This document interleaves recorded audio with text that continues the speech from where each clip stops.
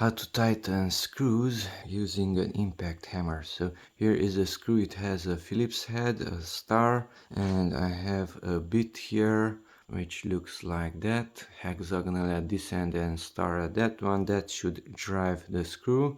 Okay, but this has an SDS connector and the adapter is not good for that one. It's freely rotating, so I need this adapter, SDS at this end and hexagonal at that end. It also has a securing mechanism. Okay, so insert this there. You have to pull down that one and it enters much deeper, and then release it, and now it's not going to fall out. Okay, and then this should be inserted there, and that's it. Now you can loosen and tighten screws using your impact drill hammer.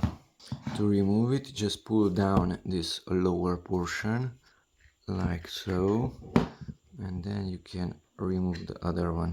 So inserting doesn't require any movement of that portion, just rotate this to find the way in, and then you can push it in. To remove it, pull it down and pull it out. To remove this, pull this portion and you can remove that one.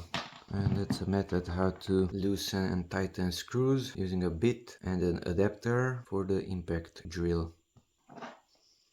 So that's the adapter. Hexagonal to SDS. This has a longer cut and a shorter